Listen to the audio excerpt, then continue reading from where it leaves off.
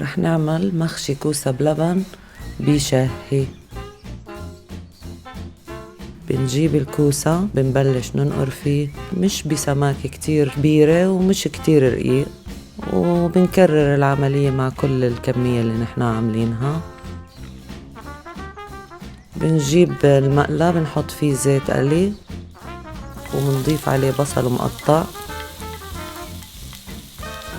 لحد ما يتدبل. بنزيد اللحمة بنبلش نقلي فيها، وبنزيد عليه فلفل أسود وملح حسب الرغبة، بودرة الماجي أو مرقة الدجاج. بنضل نحرك فيها لحد ما تستوي اللحمة.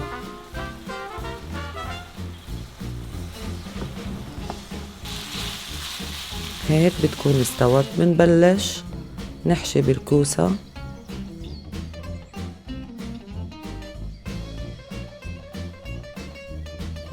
بنخلص الكمية كلها وبنحضر لنقلي الكوسة بالزيت القلي برضو.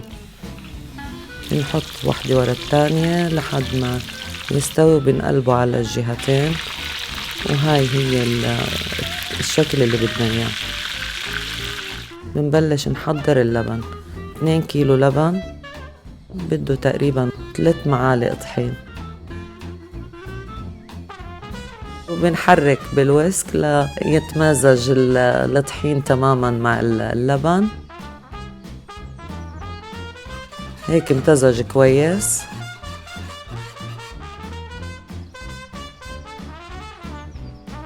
بنحطه على النار، بنحرك فيه بدون ما نوقف. بنضل نحرك اللبن حتى ما يفرط اللبن معنا. بس يغلي بنضيف عليه 2 كوباية تقريبا مرقة بودرة الدجاج.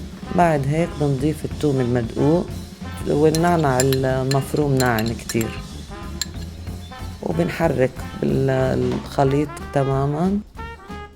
وبعدين بنسقط الكوسة اللي قليناها بقلب اللبن وبنتركه يغلي بالطنجرة لنص ساعة تقريبا لينضج الكوسة 100%.